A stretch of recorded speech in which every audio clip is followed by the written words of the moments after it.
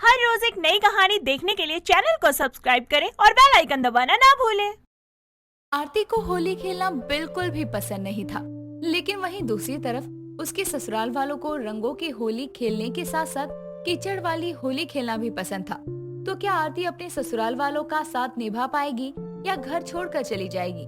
क्या आरती के ससुराल वाले उसे कीचड़ की होली खेलने के लिए मना पाएंगे?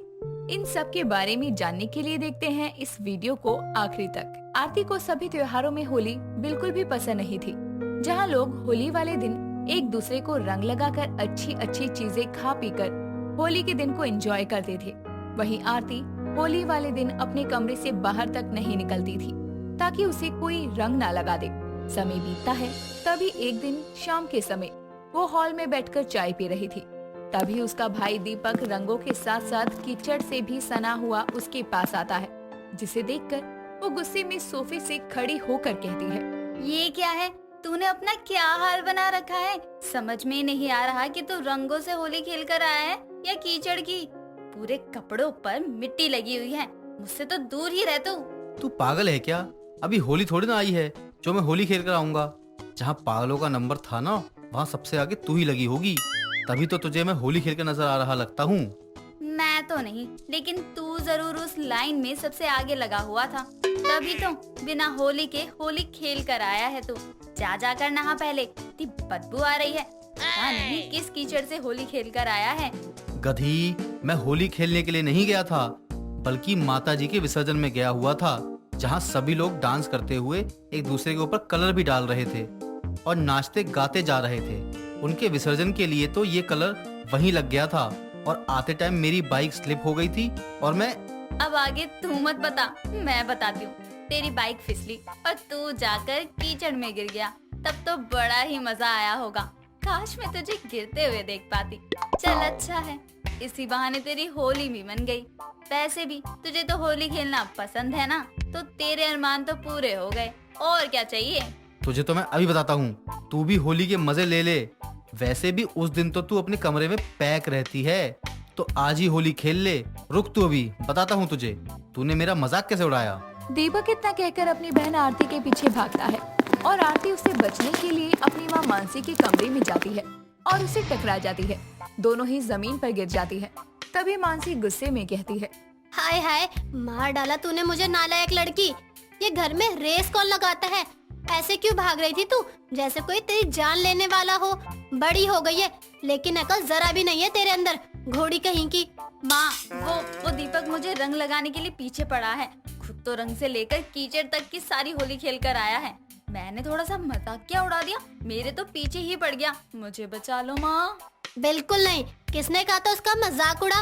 अब खुद ही निपटो दोनों बहन भाई आपस में। इतने बड़े हो गए हो, फिर भी बच्चों की तरह लड़ रहे हो। लगता ही नहीं कि तुम दोनों शादी लायक हो गए हो। माँ, मैंने कुछ नहीं किया, मैं तो आराम से सोफे पर बैठी हुई थी। वही कीचड़ से होली खेल कर आया और फिर मुझे कलर लगाने के लिए मेरे पीछे भागने लगा और मैं यहाँ आ गई। तू इतनी भोली नहीं है जितनी बनने की कोशिश कर रही है, समझी? अगर तूने से चिढ़ाया नहीं होता तो वो तेरे पीछे क्यों भागेगा, पागल लड़की। मानसी आरती को सुना ही रही थी कि तभी दीपक भागते हुए वहाँ आता है। उसे ऊपर से नीचे तक पूरा रंग और कीचड़ से सना हुआ देखकर मानसी कहती है, पहले तो तू वहीं रुक और मुझे एक बात बता कि तू विसर्जन में गया था या होली खेलने? पहले तू जाके नहा, उसके बाद कोई बात करियो मुझसे, नालायक। माँ, पहले मैं इसको कलर लगाऊंगा, तब जाऊंगा, ताकि इसको भी नहाना पड़े। ये मेरा बहुत मजाक उड़ा रही थी। होली वाले दिन बच जाती है ना, अब कहाँ जाएगी?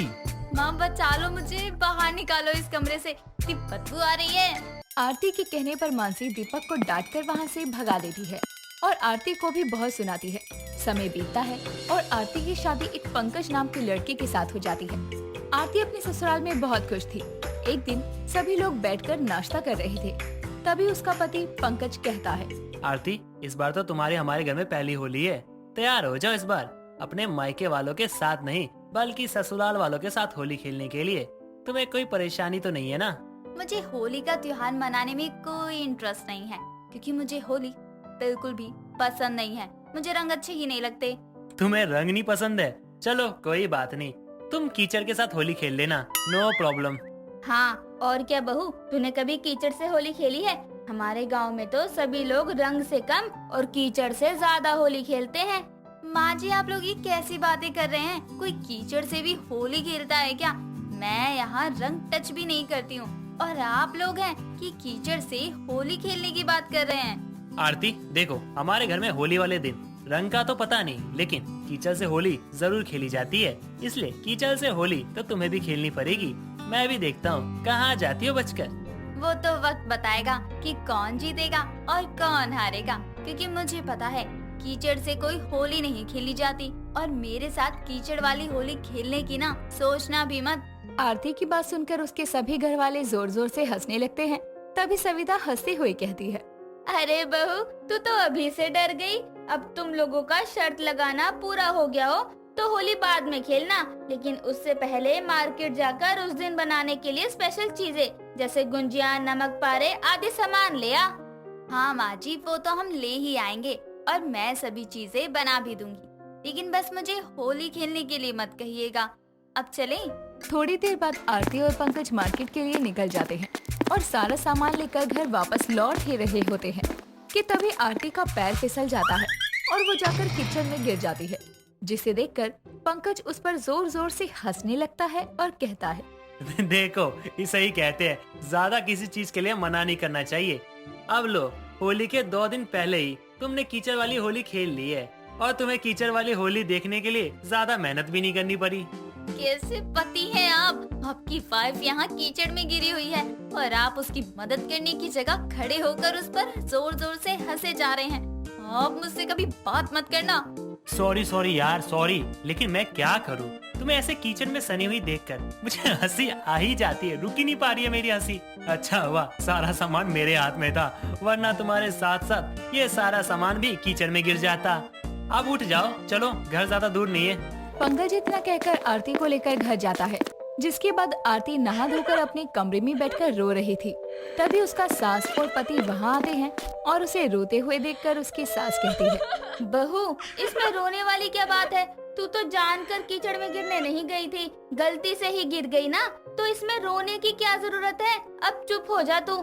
माँ जी, मुझे कीचड़ में गिरने का इतना बुरा नहीं लग रहा, बल्कि पंकज जी की हंसी का बुरा लग रहा है। मेरे गिरने पर वो मेरी मदद करने की जगह वहाँ खड़े सभी लोगों के साथ मुझ पर हंस रहे थे, मेरा मजाक उड़ा रहे थे, कह रहे थे कि तुम्हें कीचड़ वाली होली के बारे में पता नहीं था ना, इसलिए तुम कीचड़ में गिर गई।